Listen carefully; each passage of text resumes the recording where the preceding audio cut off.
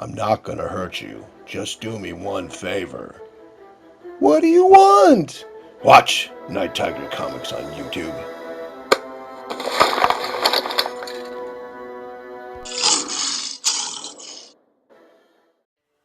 If there are any comic gods, they were smiling upon me this week. Got a sweet, sweet Silver Age haul. Some keys from DC Silver Age, which don't come around too often. Some Marvel ones that come along a little more often. But yeah, so one of my LCSs, the smaller one, it's called Captain Kirk's Geek Shop.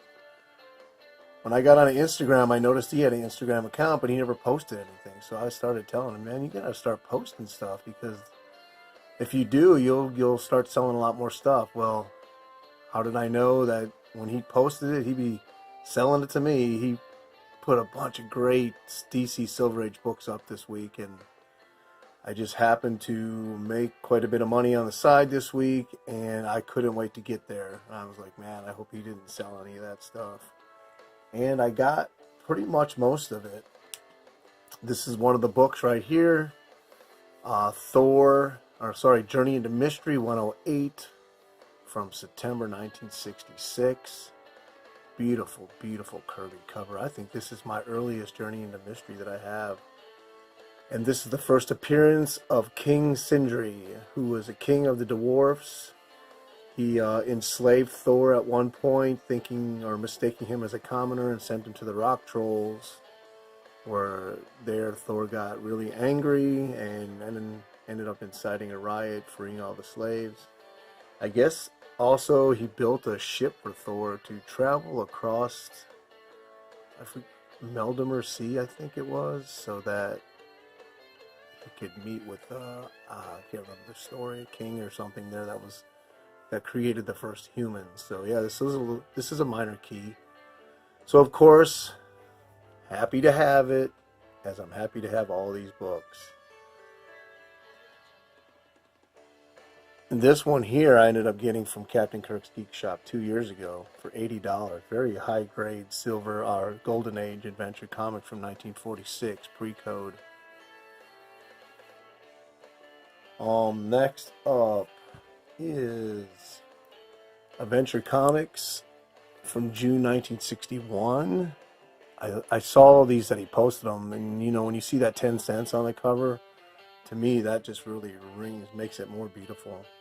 This is actually the first appearance of the ongoing series Tales of the Bizarro World. The Bizarro World is one of my favorite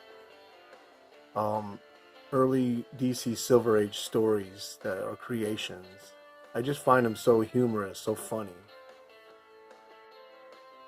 The first Bizarro, which was the opposite of Superman, was created by Otto Binder and George Papp in 1958 in Superboy number 68. So, oh yeah, man, I'm just loving these early Silver Age. I can't wait to curl up with my Batman pillow later on my lazy boy and go ahead and start reading this stuff. Next up, another small key, Adventure Comics 287 from 1966, June 66. This is the first appearance of the Bizarro Jimmy Olsen and the first appearance of the Bizarro Perry White. And also a minor character, first appearance of Dev M, which was a Kryptonian punk. So I got all these, ended up coming out to about $9.50 a piece. So a lot of these were 20 to 25, somewhere in the $30 range, and then a couple were in the $8 range. But all the keys, they're really tough. These DC keys from Adventure Comics, Superman Comics, and even the Marvel ones are tough to get. So I ended up plopping down about $320 or $30 worth of books, and he knows that when I come in there, I buy a lot. I'm always there. I'm always coming in and supporting the store. So he ended up taking like $60 off. Yeah, it ended up being like $260. So got a really great deal on these books. So happy to have them. I'm telling you, these DC early Silver Age books are very tough to come by. Now we got, and it's going to go back and forth. Now we got a Marvel Silver Age key book, Tales of Suspense, featuring Iron Man and Captain America, number 66, June 1965. This is the origin of the Red Skull, and this is also the first appearance of Iron Man's Mark III armor, which ends up having the classic repulsor rays that he ends up using from now on. So this is a really cool key to have. Again, $9.50. You can't go wrong with these early Marvel Silver Ages for that. Not at all. So we're going to jump back and forth. No particular order. This one's not a key of any sort except for its Detective Comics from 1959, September 271. Just your classic early Silver Age DC kind of cheesiness, kind of cool, nostalgic cheesiness. It's the Crimson Knight once again. He's beaten us to the punch. Who is he? Batman's armored rival. Yeah, every now and then they'll have that story. They do these every, I don't know, maybe once a year in their book where they make some quirky superhero that competes to like in Gotham to fight crime. You know what I'm talking about. And yeah, there's going to be some Golden Age in here. So this one has a little bit of a story behind it. This is not a key other than this is an iconic cover. So it's kind of desirable. And it goes for a little bit of money. So he graded this out at a 1.8 or maybe a 2. And Kirk is really good about grading books. And he usually grades under, like a half a grade or a grade under. So he had a guy he was conversing with that wanted to buy this book online, and because he showed it on Instagram. And the guy was telling him, well, I'm grading it at like a 3 to a 4. And he was wanting $20 for this, which is a really good price. So the guy's like, you got to take some money off. And he's like, what are you talking about? I'm grading it lower than you are. And I'm asking 20. And I didn't want to spend all my money because I wanted to make some credit card payments on my past Golden Age stuff. So I was like, kind of like iffy on this book, whether I wanted to get it now or just have him hold it for me for another time. He's like, no, this guy wants this book. And I want it out of here. So please take it. I'll give it to you for 10. And I'm like, well, I don't know because I'm trying to keep the price down. He's like, I want you to take this book. You don't understand. I don't want to sell it to this guy. I'm tired of dealing with this guy. He's like really weird.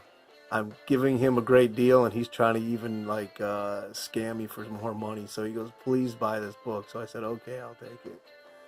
But yeah, I'm happy to have it. I mean, I've seen this cover so many times and never really thought I'd have it because it is really desirable. A lot of people want this issue, but the reason I was iffy on it is because of the grade.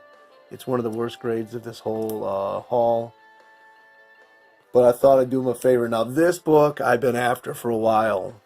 I've actually looked at it more than once on eBay, but I did not want to pay the price. People want like $30 to $50 for this book in higher low grade and mid grade. And this is the first appearance of the Legion of Supervillains. And I told him, I said, if I buy this, that means that I have to go after the first appearance of the Legion of Supervillains. Because you can't have this book and not get the other one. So I was like, I don't know if I get this, then I know I have to go after that one. And that other book can be up to $250, $300, depending on grade. But so I got it. Happy to have it. It's August. Number 147 from August, and you know what is the year on this? So this is 1961. Cosmic King, Lightning Lord, and Saturn Queen. Yeah, I can't wait to read this sucker tonight. I want to smell it, and then I want to read it. Cool cover. Oh yeah, I've been after this book for a while, and I just didn't think I was going to get it. Another early DC, March 1960, Superman number 136. And in this pile, it might even be this one. is my second oldest Superman. I have number 94. That's my oldest. I've come to take you to the 23rd century, dear Lois. Future history says that I will marry you and that we will be very happy. Superman, will I be the wife of that? Wait a minute. Superman, will I be the wife of that, creature? Yes, Lois. Even I cannot change destiny. Cool, cheesy, science fiction cover. It's got everything. Yeah, baby. I've been lucking lately. This month has been, well, this is June. If you saw the last videos from the flea market, I've been lucking into some great books lately. And you know how it goes. This isn't a key, February 1961, number 143, but it's another Bizarro Frankenstein.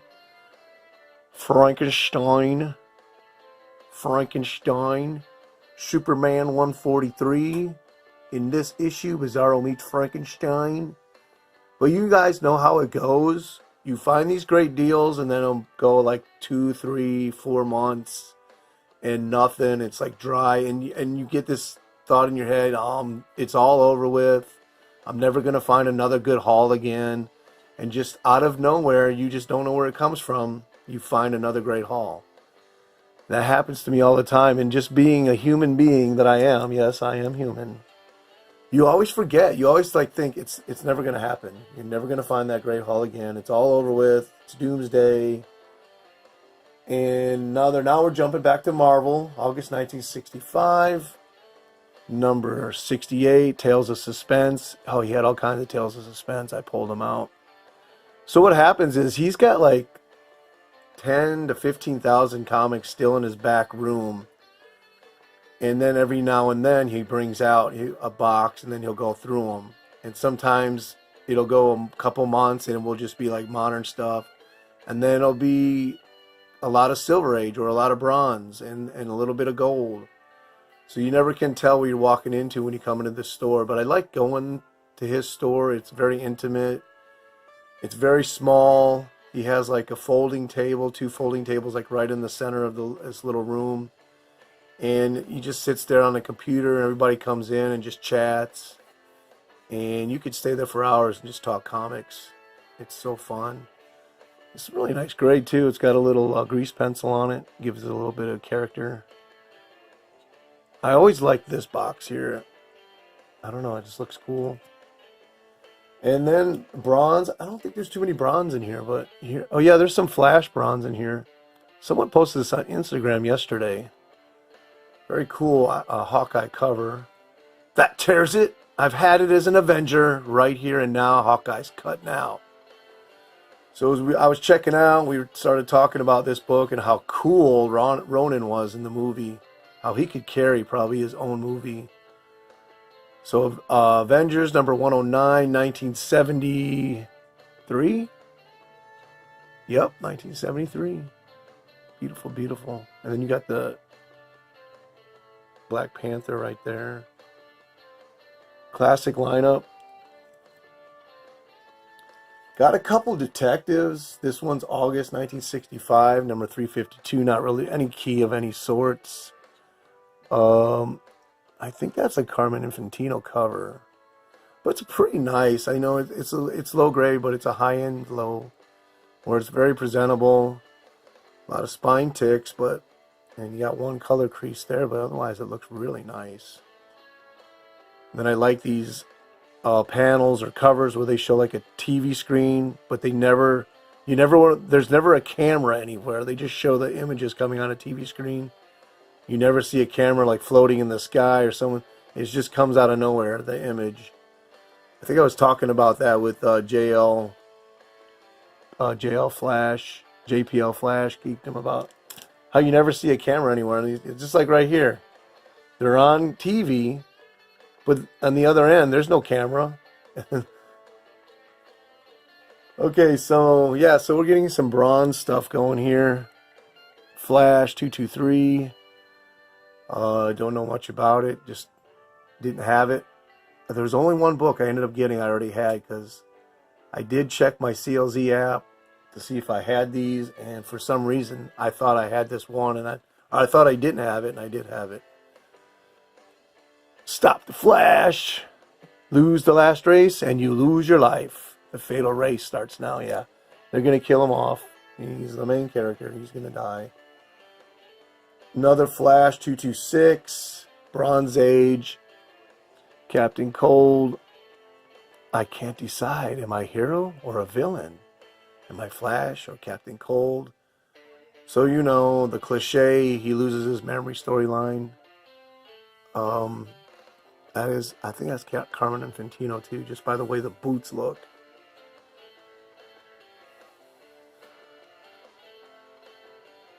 Oh man, what's going on with me? I'm not talking. Someone's going to tell me, to me this looks like a Nick Cardy cover. Flash, this is your death. So once he lost his memory, the other one he's racing for his life, and now he's going to die. It is impossible. I can't die this way. Flash number 227. Beautiful, beautiful book. Love that blues. All right, we got to hurry here. Another detective, February 1966, number 388. That looks like it is. It's a Joe Kubert cover. Beautiful cover. This one's really nice looking. A new elongated man thriller. My Wife the Witch. And here he is, the cagiest criminal in all comicdom, the bird master of Bedlam. And how he's gloating over us. Prize, catches, Batman and Robin.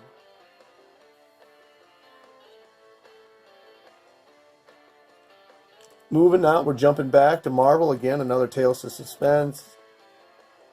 Gene Colan cover, January 1967, number 85. With the Mandarin. Jaws, into the jaws of death. Love that Colan cover.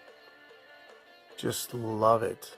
Love how he does his circular, a lot of circular circles and stuff in his art. And Gene Colan always brings like the pictures to life. Like there's movement in them. If you saw my last two hauls, I got a Hawkeye at the flea market from the Golden Age. And now I got number 9. I mean, not from the Golden Age, from the Silver Age. Here's another Silver Age. So I'm building up my Hawkeye, my Hawkman, with high-flying thrills and action. That's a cool-looking villain, too, like a Merlin kind of thing. Liquid diamond engulfing us, solidifying all around our bodies. A lot of good that's gonna do you. Hawkman, you'll never escape my diamond trap. But what do you guys think? You think he's gonna escape? I don't know. I have to read it. I really don't know. An extra special guest appearance by the Atom. This is kind of an iconic cover. I've seen this one quite a few times. A lot of times they become iconic covers because you see them in like hardcover books on histories of the Silver Age and stuff. So this is January 1961, number 142, Superman, featuring the flame dragon from Krypton. So there you have a Kryptonian creature, kind of sci-fi, or it's a cool cover. So that creature can only burn off, or I guess hurt Superman because he's from his own planet. And I don't know about you, but it looks like he's wearing like a workout outfit, this dragon, doesn't it? With a zipper right there. But cool, and it's another one of the pink covers. 94 has a pink background. I like those pink backgrounds. The yellows are better, but the pinks are pretty cool. Another one, and this is a key. This one was like $25-30. November 1961, number 290. This is the origin of Sunboy. And this is a pretty good condition, or one of the higher condition ones. Adventure Comics, number 290. Featuring the secret of the 7th superhero. Be patient, Superboy. In a moment, you'll see. Ha! Little does the fool realize that when I assemble all parts, they will form the only weapon which can destroy Superboy. Yeah, okay. So do you think Superboy gets destroyed? Does that even look like Superboy? Because it looks like Superman to me. But I always, whenever I see that 10 cents box, Oh my, that makes the covers just look so much more beautiful. Okay, this one was one I was trying to throw back. One of the fish that I was trying to throw back because even though I wanted it, it doesn't fit in. You can see it's a copper. It's a cool Alan Davis Joker and Catwoman cover, but he threw it in for free. He goes, take it, get it out of here. So this is Detective Comics, January 1987, number 570. And I did not have this one, so got it for free in the haul. I'll take it. And of course, this one's near mint. Another Marvel, back to Marvel again. Tales of Suspense, number 88 from April 1967. Featuring the evil Power Man, the first supervillain who was Power Man, and the Swordsman, who was a villain at this time, and a madly menacing mystery villain. So not only you get that, and guys, oh my goodness, I tape pulled this sucker right here. My wife was mad at me because she always tells me to remove the tape from the bag before I put a book in it. And 50% of the time, I don't listen. And of course, she's always there when I get the tape pull. So yeah, but it's the second lowest graded book in here, so I'm not gonna stress over it. But a killer Gil Kane cover. You can just tell by the legs, the way his stances are. This is another one I kind of was gonna throw back. Well, when I mean throw back, like set 4 or 5 books aside, and I hide them in his shop so I can buy them next time. This is a Milestone 200 issue from 1976. The special bicentennial issue. Killer Kirby cover. I think he had like $6 or $7 on this, and I didn't have this one. And I'm pretty much close to getting 100 to 250.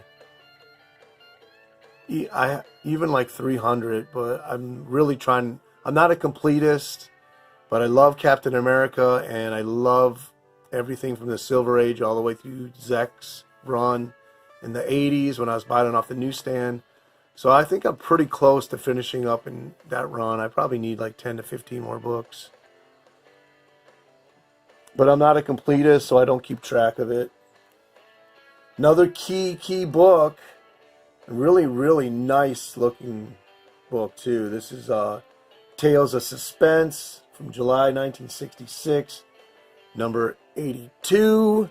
First appearance of the Adaptoid, which, even though it was kind of a cheesy villain, it was kind of cool too. And then at the end of this issue, it becomes Super Adaptoid as he mimics all the powers of the Avengers. So pretty cool. And then I got number 84 with the Super Adaptoid. And that's from December 1966. Actually has a date stamp right there. I always love those date stamps. I think they're cool. I think they really add character to the book, history to it. Coming to the end of this particular haul from the store there. This one I had already. Didn't realize it. Didn't think I had it, though I didn't look it up. So shout out to Roger's favorite hero. Rich Buckler's creation. Deathlock. Marvel Team Up number 46 from June 1970. I'm going to guess 5. And I would be wrong. It's 76. This is a Bill Montallo cover. Bill Montallo scripts and Sal Buscema cover. And interior work. Really cool looking cover. We're doing not too bad. We'll probably hit a half hour on this video. He had some Golden Age books. I did grab the better looking one with the Good Girl cover, and it was a little more expensive. And oh shoot, I gotta get that fixed. Take that book back out. Ozark Ike, never heard of it. Number 18 by Standard Comics from 1950. He had 3 or 4 of these in there, but this one had the Good Girl cover, so that's why I grabbed it. It was the more expensive one. So, you know, of course, he's batting. He strikes out because this girl's standing there. So I guess she's on the other team because she don't want him to get. So you don't want him to hit that ball. Last but not least in this haul, I am working on these. I don't have 5. I'll work on 5 down the road, but I've got 6. Now I got 7. I have 8. I got 9. Marvel Spotlight on Ghost Rider, number 7.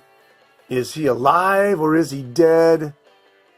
Plug cover, Plug interior art, so you know that the art in here is really good. I paged through it. They Who Would Serve Satan. This is from 1972, December. Yeah, Plug he's the man. Werewolf by Night. Ghost Rider. He is the man. And he does some of the Marvel Frankenstein series also. Okay, so this next one was eBay buy. Well, first of all, let's get to this one. Or let's get to these two. Okay, I did buy some new books this week. I am getting Immortal Hulk. I know on Instagram I'm a little frustrated with Marvel and a lot of their books and how crappy they are. I did pick up Savage Avengers number 2 because I did really enjoy the first story. And then picked up a couple True Believers on the Spider-Man number 1. But I'm really trying to stay away from new books. But I did get this. This was in a haul last week, and I told him to put it in my my poll, so I'd get it this week. This one was $5. Dark Horse Special, Godzilla, King of the Monsters. I think this is the earliest second series from Dark Horse, and this is number 1 from the first Dark Horse series, and this was $10. They're both near mint. From 86, and this one's 87. No, I'm sorry, I had it backwards. This is the 87. They did a special, one shot, and then they started an ongoing series. So this one was 10, this one was 5. And then I got the Godzilla vs. Zero Hero last week for a couple bucks. Godzilla's hot right now. I haven't saw the movie. I still haven't seen the one with Matthew Broderick yet. But I love Godzilla. I grew up on the Japanese movies. I grew up on a lot of Japanese Ultraman and Inframan when I was a kid. I was one of the odd kids. I was always into black and white movies, classics, monsters. It didn't matter. Dramas. Okay, got this. Oh my goodness, this is my prize of the week. And guys, I'm very mad at myself. 2 videos ago, I showed you I bought some special erasers from Hobby Lobby, especially for pencil. And go back and watch my video and don't buy those. They lie. They suck. They started taking off the ink up here. See, there's some pencil. You can see that it's starting to turn white. I used those special erasers, and man, I messed this up. And I'm really mad at myself. This is from 1941, October 1940. Number 19. And now I got this cheap from my comic shop because it's missing the centerfold. Does affect the story, but how often are you going to get a Master Comics in this low of a number? I got it for $77 with shipping. Featuring Bullet Man and Bullet Girl, and of course, you know, Captain Marvel Jr. titles this later on for the rest of the run. But yeah, look at that book. So beautiful. I'm going to press this thing out because it has a big spine roll. But a lot of times I've learned that it's better not to press your Golden Age books unless you're really going to sell it. Because if you're not, what do you care what it looks like if it's yours? But I'm going to go ahead and press it and get out that spine roll. But yeah, you can see right there, it started to turn white. Oh, so mad. I did take a regular rubber eraser and work on it. And a regular, not a rubber, but a gum eraser. Still works the best. Cheapest gum erasers work the best on pencil. Okay, so these next ones have a little bit, so let me show these. No, these are no big deal. I was an auction, and the book I really wanted, I'll show you last, but I got these 2 cheap. They're low grade. This is number 8. No big deal. This is number 41. No big deal. A little better condition. I really don't like these too much. Charles Burrow does the covers, and he really doesn't know how to draw. He has no sense of proportion, no sense of what's it called, perspective. As you can see, this perspective is all wrong everywhere on this cover. He does these scenes, and they have no dynamic, no design. He just puts things wherever he wants. But that's what it is. So these aren't really desirable, except for the fact that they're Golden Age and they're pre-code. Other than that, they're not that desirable. This is the one I wanted, though. He had a bunch of these. I got the lowest number, number 9, August, September 1947. And this is really nice cover. It's not bone white, but it's yellowing just a bit. But it's still pretty white. Really nice looking. It's a DC Superman publication. Funny animal. And I got it for really cheap, like $6 or something. I tried to get 2 more, but I outbid on them. But I'm glad I got the lowest number. All right, so these last ones have a little bit of a story to them. I've talked in the past about Golden Age reprints. Be careful. So I went and got these, and this guy didn't know a whole bunch about Golden Age. I did talk a little bit to him as I made the purchase, asking him, because he had really good prices. If this book here was a Fox feature price, it was half the retail. It was, because this condition, it was $43. But it's not. It's a reprint. Now, MS distributors did reprints in the 1950s, so they are desirable. These books are worth considerable amount of money, just not as much as if it was an actual Fox publication. Then it would be double what it was worth. So when I got the book, I did notice this when I was looking at the pictures. See this circle right here? But the guy listed it as first printing, no pages missing. I said, okay, let me get them.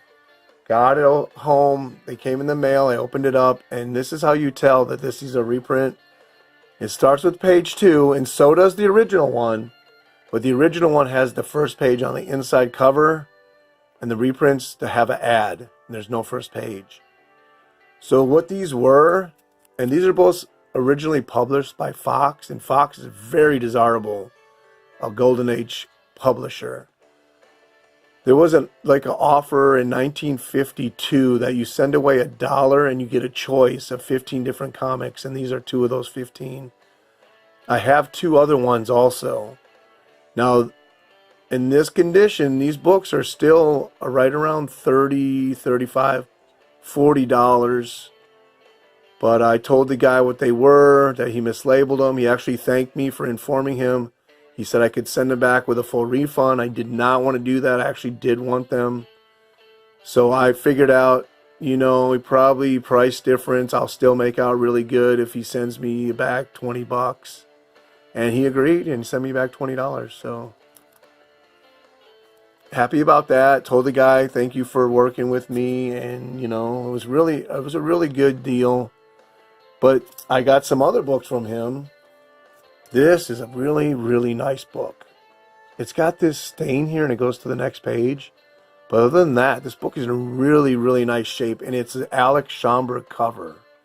I could not find anything about this series online because this is from King Features 1952. But Brick Bradford was actually a newspaper strip that started in 1938 and actually became more popular in New Zealand and Australia. And there's a lot of comics published with him there with original stories. Believe the ones that are published here later in the 40s are reprints. But this one is not a reprint. But he's actually a Flash Gordon science fiction character, so I don't know how he became a Western character, and I was trying to research that. I could not find out anything about it. But a really cool book. killer cover by Alex Schomburg. The art in here is really great. The condition on this book is immense. This is number 7 from 1952. Pre-code, gotta have that. Okay, coming to the last two. Same guy. This was $18. Jungle Comics number 162. Some date stamps on it. It's all there, all attached, nothing loose. And for $18, a Jungle Comics from 1951, I think it is. 54. That's a really good deal. And then last but not least, this one. I like these Western Crimes, and this is a really, really cool cover. I don't even know who does it. Western Crime Busters, April 1952, number 10. Now, it does have 2 tape holes there. I did not, and 3 actually. I did not do those. Those were already there. But this book is very desirable, and it was a good price. It was $25. This book at this grade usually goes for $35 to $40. So I've been looking at some more issues. I want to get the whole run on this. I love my Western Crime, my Western Golden Age books. So guys, thanks for checking this stuff out. I'm really happy with this haul. And what can I say? Appreciate the support. Check out my Moon Knight review on Marvel Spotlight number 28 if you've not seen it. Oh, that's my favorite video. I think it's my masterpiece. I'm doing Comic Book Classics Cat number 1 next. But yeah, that's it, man. Guys, have a great one. Keep hunting out there, and Nighttiger will be back with more comics. You can count on that.